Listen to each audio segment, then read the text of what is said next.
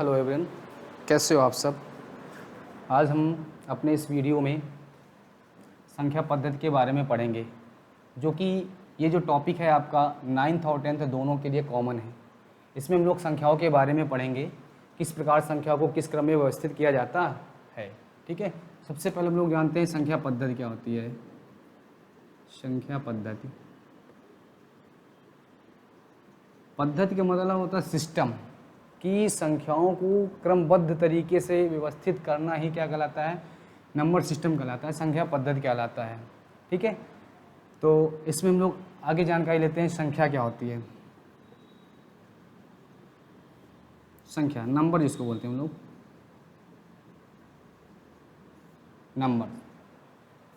देखिए, किसी भी वस्तु को काउंट करने के लिए कितने या काउंट करने के लिए जो भी हम यूज़ करते हैं उसी को हम क्या बोलते हैं, जो भी नंबर्स उसको क्या बोलते हैं, संख्या बोलते हैं, नंबर बोलते हैं।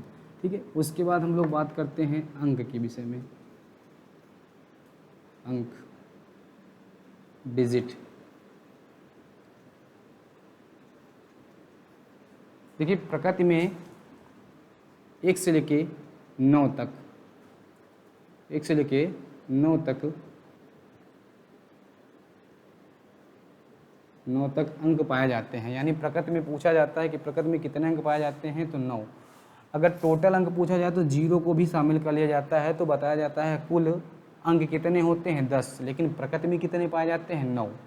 ठीक है, चलिए ध्यान देना। आगे संख्या की बात करते हैं हम लोग। इन्हीं अंकों को मिलाने से जो भी प्राप्त होता है उसी को हम क्या बोलते हैं, हम लोग संख्या बोलते हैं। जैसे कि 4, 2, 3, ये क्या है, एक संख्या है। 432 क्या है, 423 क्या है, एक संख्या है। इसमें कितने अंक शामिल हैं, 4 है, 2 है, 3 है। यानी इन 3 अंकों को मिला के ही क्या बना, एक संख्या बनी। वो क्या है, आपकी 432 है। फॉर एग्जाम्पल दूसरा लेते हैं हम लोग, इससे 5 हो गया, 6, 7, 8, 9, ये क्या एक प्रकार की संख्या है। अब इसमें पूछा जाए कितने अंक हैं, 1 हो गया, 2 हो गया, 3 हो गया, 4 हो गया, 5 हो गया, ये क्या है, आपकी अंक है। यानी अंकों को मिला के ही क्या बनता है, संख्या बनती है।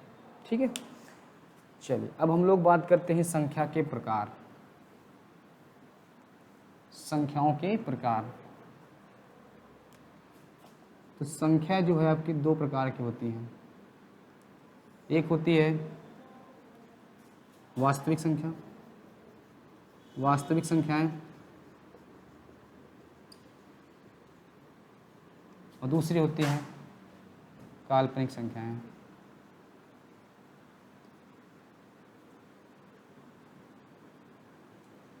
ठीक, काल्पनिक संख्या। सबसे पहले हम लोग बात करते हैं काल्पनिक संख्याएं क्या होती है। इमेजिनेशन नंबर जिसको बोलते हैं, कल्पना कर लेते हैं हम लोग। इसकी खास पहचान होती है कि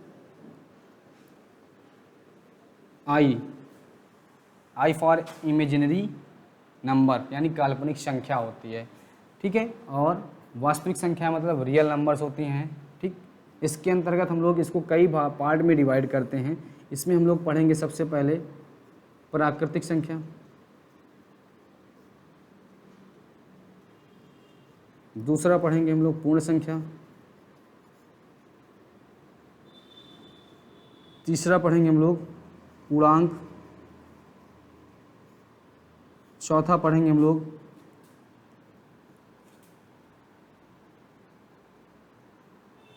भाज्य संख्या,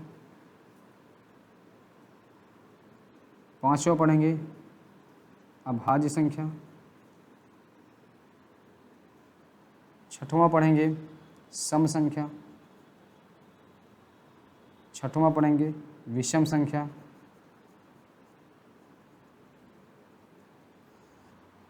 और सातवां पढ़ेंगे हम लोग परिमेय संख्या, आठवां पढ़ेंगे हम लोग अपरिमेय संख्या। यहाँ से स्पष्ट होता है कि इन सभी संख्याओं के समूह को क्या बोला जाता है, वास्तविक संख्याएं, रियल नंबर। यानी पूरी की पूरी संख्याओं को ले लिया जाए, जैसे प्राकृतिक हो गया, पूर्ण हो गया, पूर्णांक हो गया, भाज्य अभाज्य सम विषम परिमेय अपरिमेय, इन सभी संख्याओं को मिला दिया जाए, समूह बना लिया जाए, तो वो क्या, उस समूह को क्या कहते हैं हम लोग, वास्तविक संख्या कहते हैं। ठीक है, अब बात आती है काल्पनिक संख्या के बारे में। हम लोग जानते हैं काल्पनिक संख्या क्या होती है, ये जो आपकी वास्तविक संख्या हैं, अगर इन्हीं के साथ हम लोग आई का यूज़ कर देते हैं, आई का प्रयोग कर देते हैं, तो क्या बनती है आपकी वही संख्या क्या कहलाती है, काल्पनिक संख्या कहलाती है। जैसे कि 3i, देखिए ये आपकी वास्तविक संख्या है, इसके साथ मल्टीप्लाई में आई लगा हुआ, तो ये आपकी पूरी संख्या क्या कहलाएगी, काल्पनिक संख्या कहलाएगी।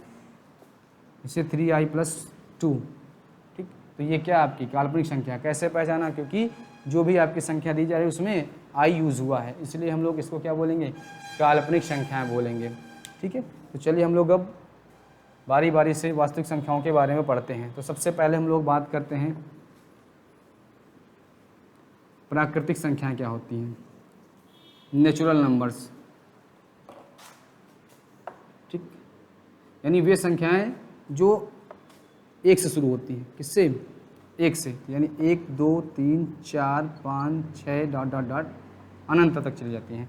तो इन संख्याओं क्या बोलते हैं हम लोग, प्राकृतिक संख्या। इसे हम लोग कैपिटल एन से प्रदर्शित करते हैं। किससे, कैपिटल एन से, यानी कैपिटल एन क्या, नेचुरल नंबर। कितने से स्टार्ट होता है, 1 से, यानी वे संख्याएं जो 1 से शुरू होती हैं हम उन्हें कहते हैं प्राकृतिक संख्याएं। अगली आती है पूर्ण संख्याएं। पूर्ण संख्याएं, ठीक, ध्यान देना, पूर्ण संख्या क्या होती है, यानी कि प्राकृतिक संख्याओं में अगर 0 को शामिल कर लिया जाए, इसको 0 को, प्राकृतिक संख्याओं में अगर 0 को भी शामिल कर लिया जाता है तो वही प्राकृतिक संख्या क्या बन जाती हैं, पूर्ण संख्या बन जाती हैं। अगर 0 को हटा दिया जाता है तो ये संख्या क्या कहलाती है, प्राकृतिक संख्या। अगर 0 को शामिल कर लिया जाए वही संख्या क्या कहलाती है, पूर्ण संख्या कहलाती है। इसे हम लोग कैपिटल W से प्रदर्शित करते हैं, जिसको बोलते हैं इंग्लिश में होल नंबर्स। तो होल नंबर्स क्या होते हैं, 0 1 2 3 4 5 6 डॉट डॉट डॉट। अब हम लोग बात करते हैं अगले नंबर्स की।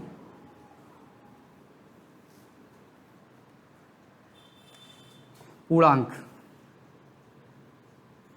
पूर्णांक, तो पूर्णांक संख्या क्या होती है, होल नंबर के साथ अगर हम लोग ऋणात्मक संख्याओं को शामिल कर देते हैं तो जो प्राप्त होता है उन्हीं को हम लोग बोलते हैं पूर्णांक संख्याएं। ठीक है, इसको हम लोग संख्या रेखा में प्रदर्शित करते हैं। तो 0 1 2 3 4 डॉट डॉट, इधर की हम लोग ऋणात्मक संख्याओं को लेते हैं। तो यानी हम कह सकते हैं पूर्णांक वे होते हैं जिसमें धनात्मक संख्याएं, 0 और ऋणात्मक संख्याएं शामिल होती हैं, उन्हें हम लोग बोलते हैं पूर्णांक संख्याएं। ठीक है, तो जो आपकी 0 के दाईं ओर होती हैं उन्हें हम लोग धनात्मक पूर्णांक बोलते हैं, और जो 0 के बाईं ओर होती हैं उन्हें हम लोग ऋणात्मक पूर्णांक बोलते हैं। यानी यहाँ से स्पष्ट होता है कि पूर्णांक कितने प्रकार के होते हैं, 2 प्रकार के। एक होता है धनात्मक पूर्णांक, दूसरा होता है ऋणात्मक पूर्णांक। अब हम लोग आगे चर्चा करते हैं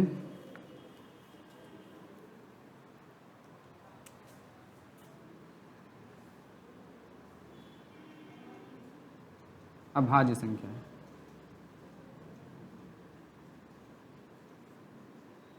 क्या, अभाज्य। अभाज्य का अगर हम लोग संधि विच्छेद करें, आ प्लस भाज्य, आ मतलब नहीं, भाज्य का मतलब न कटने वाली, यानी वे संख्याएं जो किसी अन्य संख्याओं की सहायता से नहीं कटती हैं उनको हम लोग बोलते हैं अभाज्य संख्याएं। जैसे 1 हो गया,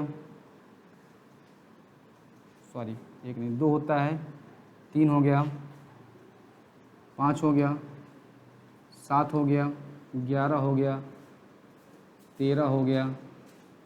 ठीक, यानी ये ऐसी संख्याएं हैं जो खुद से कटती हैं या 1 से कटती हैं, यानी जिनके हम लोग अन्य गुणनखंड प्राप्त नहीं कर सकते हैं तो उनको क्या बोलते हैं हम लोग, अभाज्य संख्याएं। अब आती है बात भाज्य की। भाज्य का मतलब होता है कि जो कटें, खुद से भी कटे और दूसरे भी संख्याओं से कट जाती हैं, तो उनको क्या बोलते हैं हम लोग, भाज्य संख्याएं। भाज्य संख्याएं जो होती है वो 4 से स्टार्ट होती है। 4 हो गया, ठीक, उसके बाद 6 हो गया, 8 हो गया, 9 हो गया, 10 हो गया, 12 हो गया, डॉट डॉट डॉट। यानी भाज्य संख्याएं स्टार्ट कहाँ से होती हैं, 4 से। तो यहाँ से क्वेश्चन बनता है कि सबसे छोटी भाज्य संख्या क्या होती है, तो होती है 4। ठीक, और इसमें से एक क्वेश्चन उठता है कि सबसे छोटी अभाज्य संख्या क्या होती है, तो 2 होती है। ठीक है, अगले हम लोग चर्चा करते हैं सम संख्या की। सम संख्या, ठीक, तो वे संख्याएं जो 2 के पहाड़े से कट जाती हूँ, ठीक, जो 2 के टेबल से कट जाती हूँ उनको हम बोलते हैं सम संख्याएं। 2 हो गया, 4 हो गया, 6 हो गया, 8 हो गया, 10 हो गया, ये सब संख्याएं कैसी हैं, सम। सम मतलब 2 से कटने वाली। ठीक है, अब आती बात विषम संख्याएं।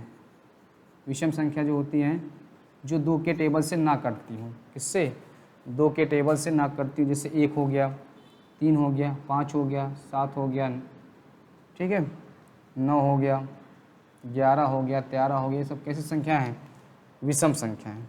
ठीक है, तो इसमें से क्वेश्चन उठता है कि वह कौन सी सबसे छोटी सम भी हो और अभाज्य भी हो। वो संख्या कौन सी होती है, 2।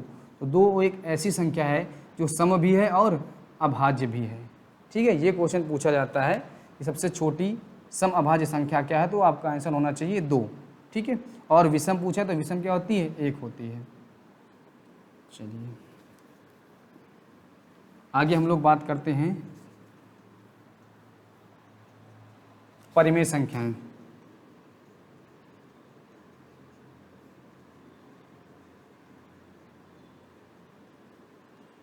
ठीक, देखिए परिमेय संख्या क्या होती हैं, जो कि P/Q के रूप में होती हैं। किसके रूप में, P/Q के रूप में होती हैं। यानी कह सकते हैं P का मतलब होता है अंश, इसका मतलब हर। यानी हम कह सकते हैं जो भिन्न के रूप में संख्याएं होती हैं, यानी अंश बटे हर के रूप में जो होती संख्याएं, उन्हीं को क्या बोलते हैं हम लोग, परिमेय संख्याएं। ठीक है, जहाँ पे शर्त होती है Q कभी भी 0 के बराबर नहीं होना चाहिए। ठीक है, ये आपका यहाँ से टॉपिक स्टार्ट होता है, परिमेय संख्याएं हम लोगों को पढ़ना है 9th में भी और 10th में भी। ठीक है, चलिए आगे देखते हैं हम लोग। जैसे हम लोग एग्जांपल ले लेते हैं, 2/3 हो गया, 1/2 हो गया, 4/5 हो गया। देखिए P/Q के रूप में है, यानी अंश बटे हर के रूप में है, तो ये संख्या क्या कहलाएंगी, आपकी परिमेय संख्या कहलाती हैं। ठीक है, अब हम लोग बात करते हैं अपरिमेय संख्याएं। अपरिमेय संख्याएं वे संख्याएं जो होती हैं P/Q के रूप में नहीं होती हैं, यानी अंश बटे हर के रूप में नहीं होती हैं, होती हैं क्या कहते हैं हम लोग, उसे अपरिमेय संख्या कहते हैं। ठीक,